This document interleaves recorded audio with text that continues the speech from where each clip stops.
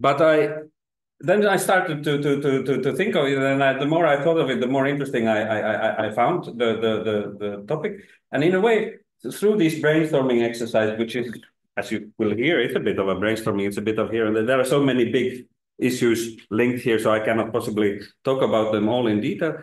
But through this process, I came to quite a radical conclusion, in a way, which we will come back to towards the end. Another challenge is, of course, with a topic like this is to how to structure it. I would like to talk only about my conclusions there at the end, but in order to talk about how these are different, I feel it is necessary first to talk a little bit about how the rules, the normal pollution rules operate, how they work, and also what these greenhouse gas rules actually are. I will particularly focus on the differences in terms of the law of the sea. Even I had a plan. We will probably not have time for that, but if we have that, we could have a little exercise towards the end where we divide the class into two different groups, and I don't know, because there are many interesting legal questions raised by these new greenhouse gas rules. But let's see how far we will come. I will go very quickly through this first 2 or 3 bullet points so that I can spend some time with those conclusions, which in a way the outcome of my little brainstorming reflection. So, how do the normal pollution rules operate in shipping? We know, of course, that the principal responsibility, including for pollution, it lies on the flag state. And we know that the IMO has a particular responsibility here, a particular privilege to be the main regulator in this field. And law of the sea divides sea areas into various zones, and basically the closer to the coastline you are, the more jurisdiction has the coastal state over pollution matters. There is jurisdiction also on the exclusive economic zone, but that is limited to IMO rules, essentially. The flag state obligations to avoid pollution, they apply everywhere. So when the ship operates in the coastal waters, the rules, there are several types of rules, the flag state rules and the coastal state. But then there is also the possibility of port states to get involved in this matter, to put some extra requirement when it comes to pollution for ships that are voluntarily entering the ports, which in a way bypasses some of the problems linked to the zonal approach and the limitations that are imposed by that. That could be regarded as a jurisdictional trick to get more power over vessels than what appears from a first reading of UNCLOS, but there are other types of. I mean, this has been used to, for example, a variant of it which has been used by the United States quite a long time is to focus not so much on the actual pollution on the high seas, which may involve all sorts of issues linked to evidence and extraterritoriality, etc. But you would focus on what happened in the port. Did somebody make a false statement? Did somebody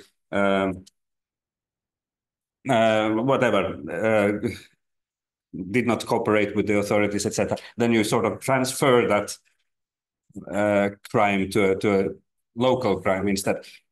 Another way to make these rules very effective and to avoid a lot of problems is to focus on machinery, static things. Because if you focus on static things, the breach also takes place in the port. And then it takes place everywhere because you cannot change static things. So this is a mechanism that has been used quite a lot to change sort of operational rules discharge standards into equipment standards, basically.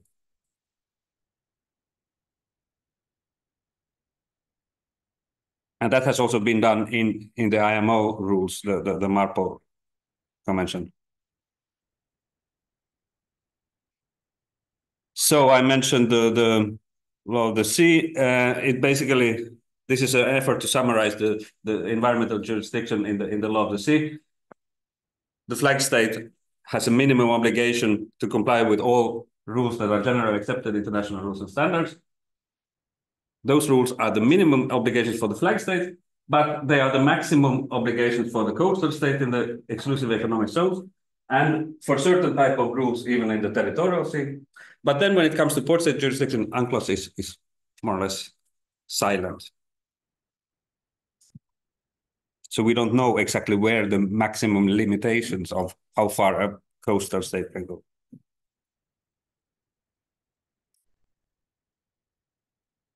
Okay, that was a crash course on marine environmental regulation. Turning now to the new kid on the block, the greenhouse gas regulation, climate change. Some basic facts. Well, shipping is a main contributor. 2.5% of the total anthropogenic emissions come from shipping, which is significant. It's like if shipping were a country, it would be number 7 or so in the world, about the same size as Germany in terms of emissions. And also importantly, this share is increasing, not because ships get more dirty, but because shipping increases, world trade increases, which makes shipping share overall emissions grow.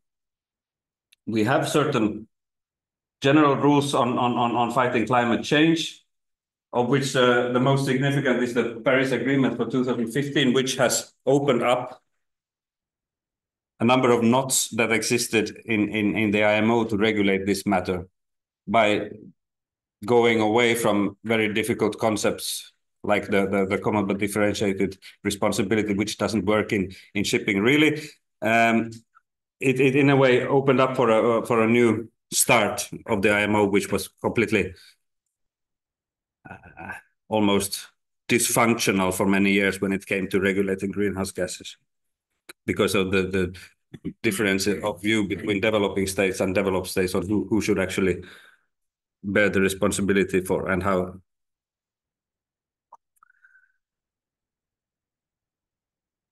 This is an image showing the increase,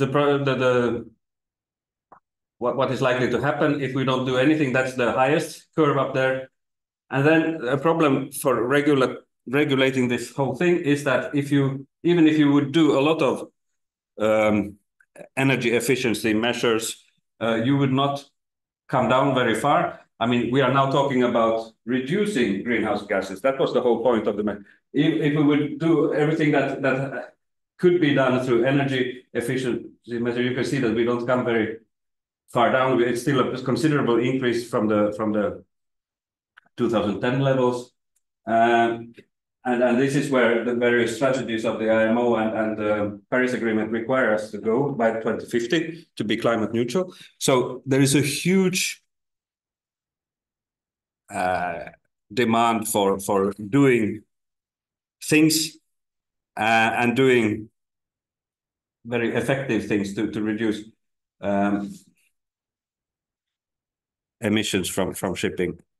And in view of all this, what did the IMO do, first of all? It did this. Good old tradition of making this a technical matter again, basically delegating the job of solving the problem to marine engineers, and then resulting in a new certificate that can be shown, and the ship owners are free to continue as always. This is a classic way of addressing things in IMO, and has been so for a long time because it's convenient. This is the energy efficiency design index, which is counts whatever emissions there are from the main engine and the auxiliary engine, and then divides it with the speed and capacity of the ship, and then you get an index, and that index for new build ships has to decrease over time, different indexes for different types of ships. That means that this doesn't mean very much in practice for a long, long time, because it only applies to new ships. And even the limits that were originally imposed, they were so weak that they wouldn't really mean much in many decades anyway. So, but that was, I mean, despite this incredibly sort of complexity that this type of measure implies, that was the way IMO decided to start regulating greenhouse gases. And I think it's quite interesting and symptomatic, because it is clearly not the most efficient way to get quick reductions. There are other options. This was a kind of technical energy efficiency measures, how ships are to be constructed to be more efficient in terms of fuel consumption. You could also target operational measures that you could do from tomorrow by, for example, demanding that ships in the way they are operated have to reduce according to a certain schedule, the overall emissions. And we are now seeing the first measures in this field. The CII, the Carbon Intensity Index by the IMO, is a measure which targets this on an annual basis. It has a lot of problems, not least practical problems, but at least there are some first steps in targeting also the operation of ships, which involves the ship owner's decision-making in a completely different manner than we are used to. And even more so will be when there will be market-based measures. There are no such measures at the global level yet. It's about this type of additional costs for emitting CO2s. It could be either through an ETS, that is probably the most complex variant, but it could also be just a fuel tax or a levy, which would make it more expensive to. In the EU, as we heard, that there is already an ETS that applies to shipping. And then, of course, we have the main goal of all this, which is the new fuels, which requires a huge regulatory effort in terms of safety, in terms of everything, really. But right now, there is not very much activity in that field, or there is activity in that field going on, but nobody really knows exactly what is the priority and which fuels do we need to target first, and what should be regulated in detail. Seems to be quite clear that these type of rules will be relatively goal-based and flexible, a bit like the mass rules we discussed a couple of days ago. But also new technologies that may be used for avoiding emissions, like ship-based carbon capture and storage or capturing systems might be issues. So you can see that there is a whole lot of different ways to regulate these things, not all of which have been put in place yet, but what has been put in place is the design index in 2011, and then that was extended to existing shipping in 21. Then we have the operational measures. You have this type of fridge electricity energy efficiency scheme that applies for shipping as well, and you have to have a certain rating, and it has to improve over time. That is the CII, which I mentioned earlier, that has a lot of practical problems. One of them is that it's not clear what happens if you don't follow this. It's very weak on enforcement. But then there are other rules in the making. Global fuel standards, or GHG fuel standards. This is about demanding a certain amount of the fuel to be sustainable or renewable over time, gradually increasing this, and thereby to reduce the allowable carbon intensity of fuels. This is in the making now. There are no rules on that yet. Then we have the market-based measures, which is probably going to end up in a levy, as I mentioned, and the standard of new fuels. That was only the IMO. The more effective rules for the moment exist at EU level. In particular, the recent rules on the inclusion of shipping into the EU emission trading system. And then there is the Fuel EU Maritime Regulation, which enters into force next year, which is doing the same thing as I mentioned, this global fuel standard. I mean, it puts a requirement to have a certain percentage of the fuel used annually as renewable or zero carbon. And it goes from 2% up to 75% in practice. So this is going to be a major topic for discussion in the coming year. It already is, because it's also very complex. You can have pools of ships. You can decide that, okay, I do nothing for 5 ships, but then I have one ship that operates exclusively on ammonia, for example, and then by that average you are already up in 20%. And this type of constructions are being formed right now. So it's a very interesting topic. And then there is the taxation of fuels as well. Okay, that was a crash course in regulating greenhouse gases. You can see that there were 6 + 3 measures that I mentioned, and all of them try to do exactly the same thing, to move towards fossil-free fuels or green fuels, as that's a simple term to.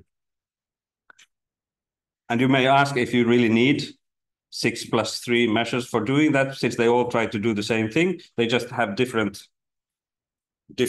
approaches to regulating the matter. My own answer is probably not, but that's where we are now. So to summarize it,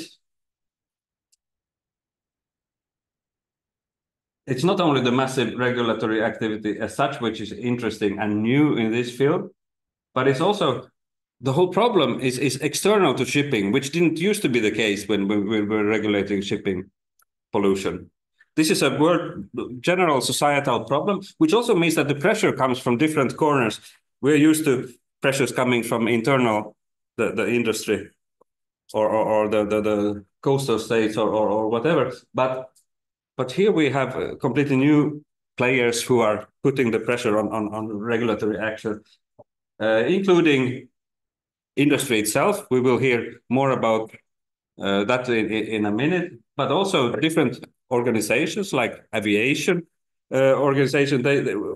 When they solve a problem that shipping has said that is impossible to solve, of course, that puts more pressure on the IMO to act, etc., etc.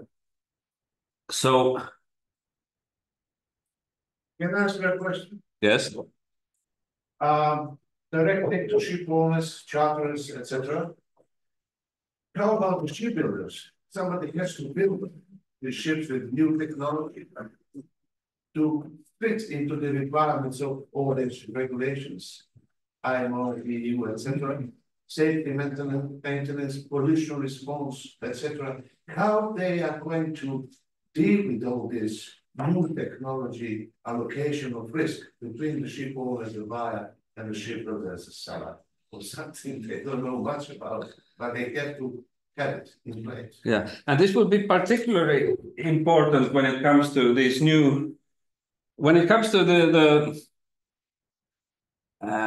this incentive-based commercial incentives and disincentives for shifting towards. I think it's less.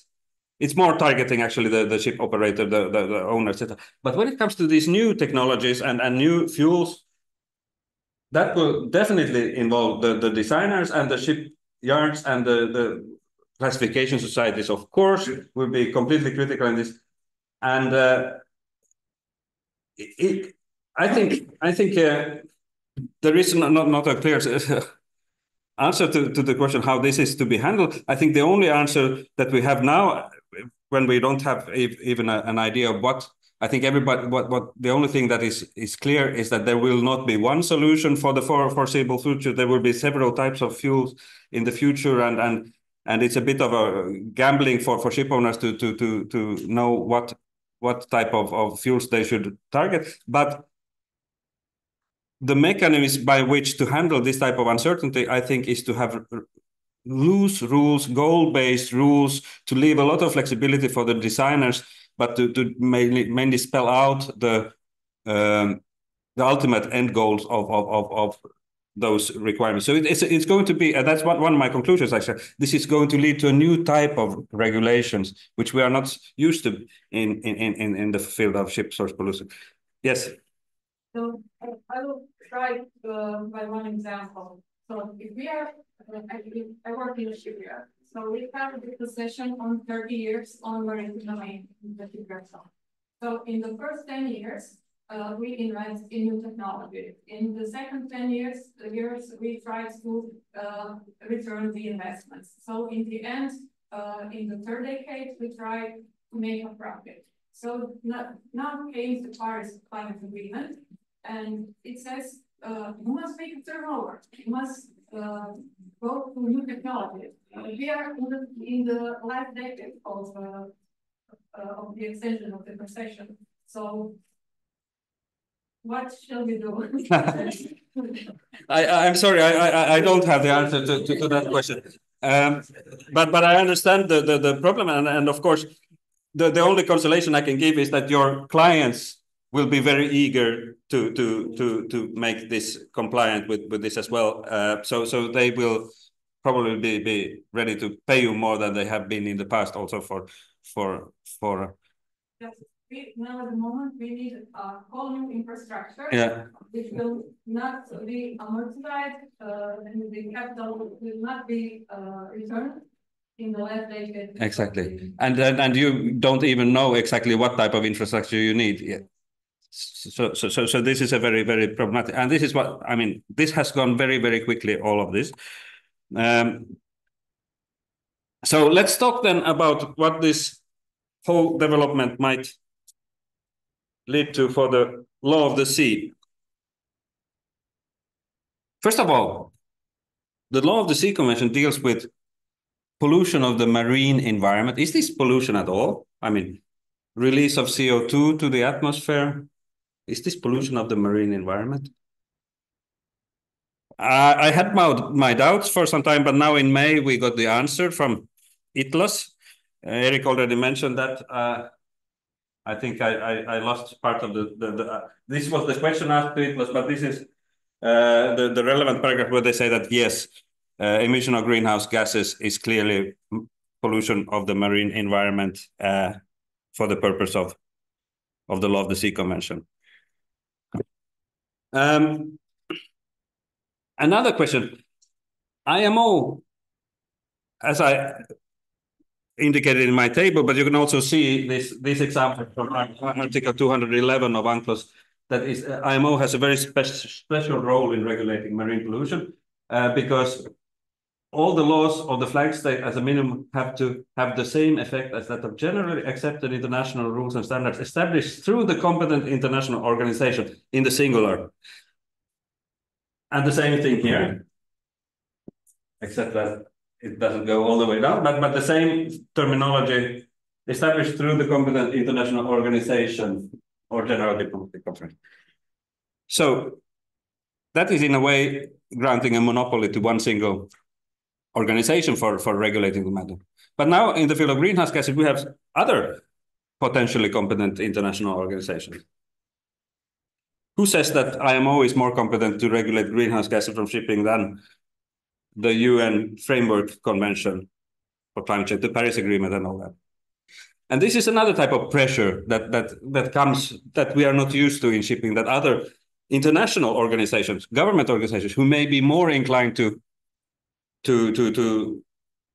protect the environment will put pressure on IMO to act, maybe not in the form of technical rules, but at least in the form of goals to be achieved.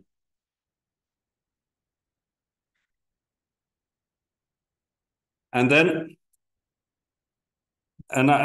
some other developments. I already mentioned this shift towards port state jurisdiction, using it to overcome. We also see the very relevant role of regional institutions. That is not so common in the field of ship source pollution, partly because of the law of the sea. It does not foresee that a body like the European Union could have any real competence in establishing worldwide standards. But then the question is, well, can it establish standards for all the ships that come to European ports? Probably yes. And that is, again, much more effective if you do it in the form of static requirements, like construction, design, equipment requirements, because they are then de facto applicable worldwide.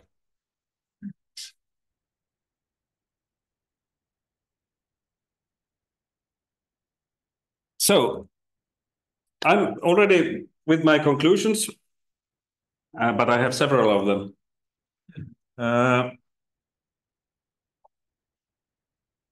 The first one I already mentioned. I think I don't need to repeat that. But another interesting thing with this new type of rules that we are talking about is that we have a ceiling identified for the industry as a whole. We never had that before. And this means many things. It means that we are sort of, apart from having the ship by ship standards, we are having a sort of overall maximum limitations of the whole industry, which raises new type of issues altogether, because it's not shipping's fault that world trade is expected to grow or growing. Is it fair then to demand that shipping reduces like much more than other industries because of that? That is a consequence of this type of industry-wide ceilings that we are facing now.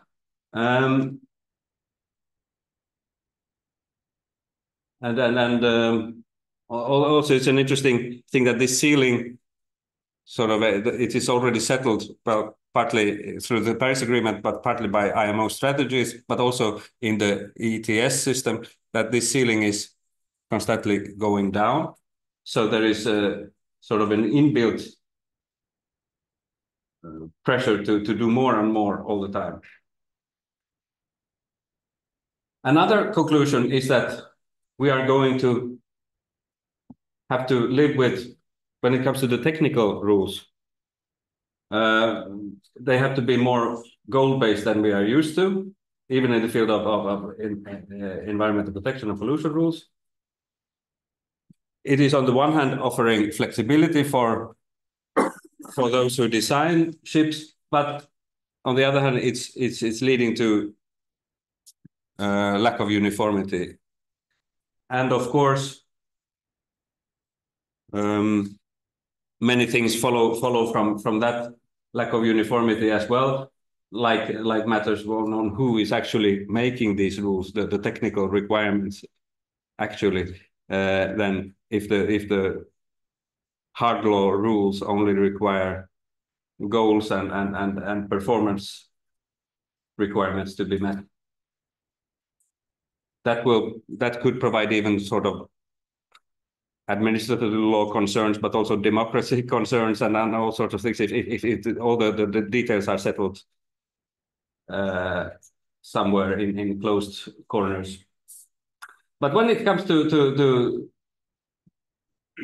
I don't think still the technical rules are the main difference, but the operational rules, that we are so clearly in this field as opposed to other fields, seeing that we are starting to target now the operation of ships, both in terms of financial incentives and disincentives, and this type of operational indexes and other types of rules, which very clearly places a much more important role on the ship owner than we have had so far.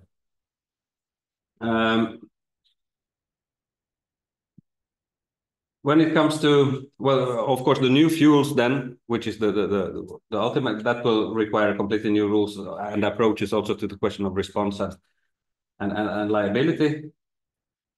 Otherwise, these rules are not very good for complementing with civil liability as we are used to in the field of oil, for example, because it's the collective nature of the damage that is interesting here, not the individual ship, and it's hard to see how civil liability could play an effective role here if it's linked to damage in particular. Increased regionalization, probably yes. And all this, of course, will entail the risk of variations. So the ship owner's role will be not only altered, but more demanding in terms of requiring very active engagement in making choices on the type of ships he wants to operate, but also how that operation is done, and also more directly constrained. And as we see, this type of rules will also have direct implications for the private maritime law, which in a way has been a little bit kept separate from pollution rules so far. But as Erik indicated, and as we will see in the next presentation, I believe this type of issues are very closely linked to contracts and charter parties and sharing of risks and responsibilities. And when it comes to UNCLOS, which was the core sort of target of my analysis, my radical solution that I promise you is that UNCLOS is coming completely irrelevant. And that I think is both unexpected, but I didn't expect that to be the conclusion of my analysis, but also interesting. And it is because of many things. Of course, climate change did not exist as a feature in 1982, but it has been possible to accommodate it in very many ways. But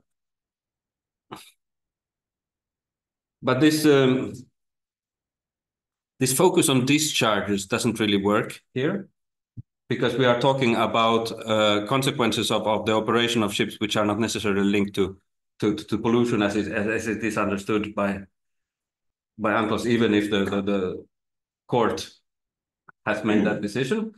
The zonal approach is of almost no significance in this type of rules, because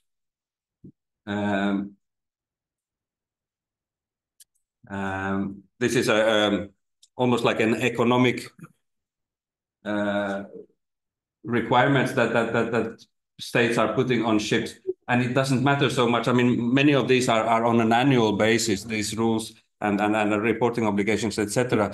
And it covers the EU rules still apply to some extent in a zonal framework, because it only covers 100% the shipping within between EU ports. But even there, it's the ports that are the relevant measurements, not the zones. Economic tools. This leads us more to I mean, unpaid taxes, for example, by a ship. It is there are private maritime law rules for how to deal with those sort of things, arresting the ship, etc. They are completely neutral on where that violation happened. The point is that there is a debt to be paid, and that opens up for that sort of enforcement measures, which is perfectly possible to use here as well, but haven't really been implicated yet. But it is much more closer to that type of violation than to a traditional pollution case.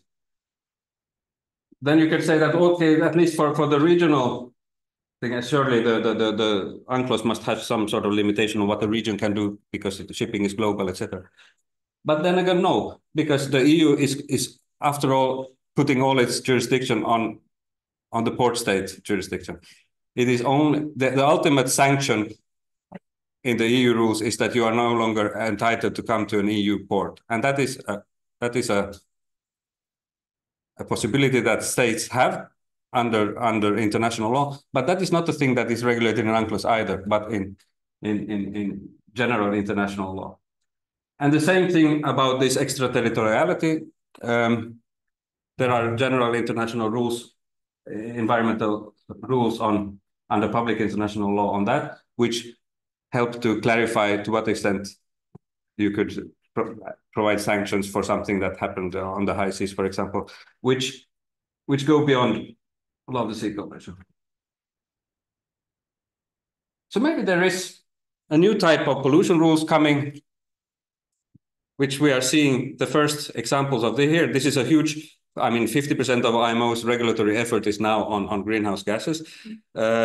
Maybe this approach, targeting operations, financial incentives and disincentives, financial tools, maybe that will come also for other types of pollution, we don't know. You could see some of it when it comes to sulfur in fuel requirements and the Annex 6, when they shifted the focus completely to the carriage of fuel rather than the emission from the funnel. And do we need then, if this is the case, do we need some other basis for clarifying this? Do we need a new jurisdictional scheme for the new type of pollution rules? I don't know. But I stopped there. I think I didn't have the time as expected for my exercise, I think. Well, that's it.